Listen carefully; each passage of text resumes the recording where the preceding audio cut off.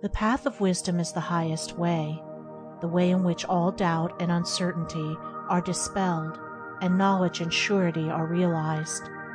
Amid the excitements and pleasures of the world and surging whirlpools of human passions, wisdom, so calm, so silent, and so beautiful, is indeed difficult to find.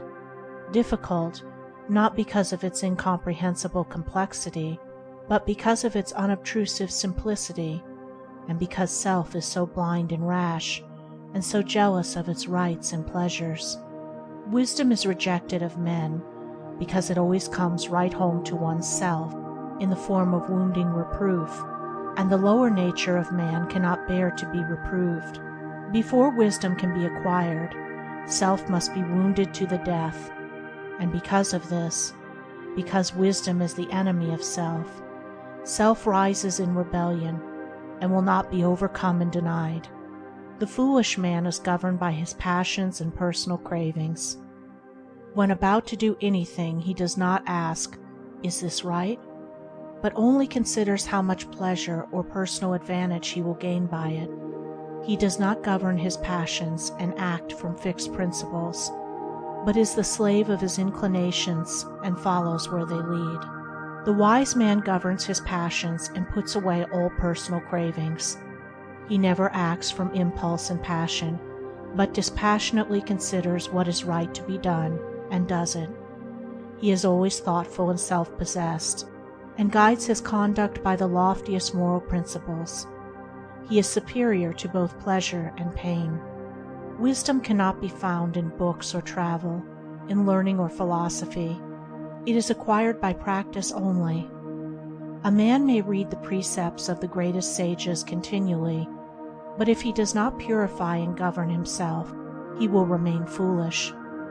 A man may be intimately conversant with the writings of the greatest philosophers, but so long as he continues to give way to his passions, he will not attain wisdom. Wisdom is right action, right doing. Folly is wrong action, wrong doing. All reading, all studying is in vain if man will not see his errors and give them up. Wisdom says to the vain man, "Do not praise yourself." To the proud man, "Humble yourself." To the gossip, "Govern your tongue."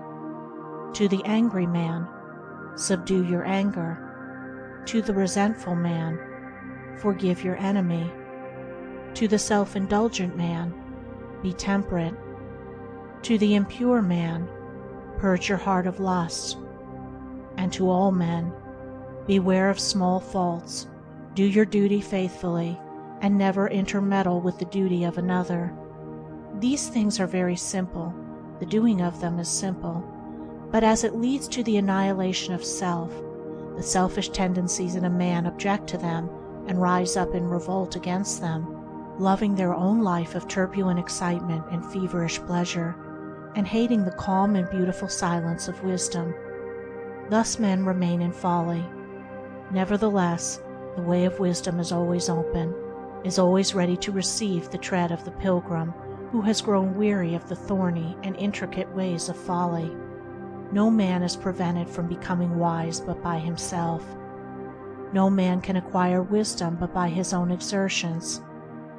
And he who is prepared to be honest with himself, to measure the depths of his ignorance, to come face to face with his errors, to recognize and acknowledge his own faults, and at once to set about the task of his own regeneration, such a man will find the way of wisdom. Walking with humble and obedient feet, he will in due time come to the sweet city of deliverance.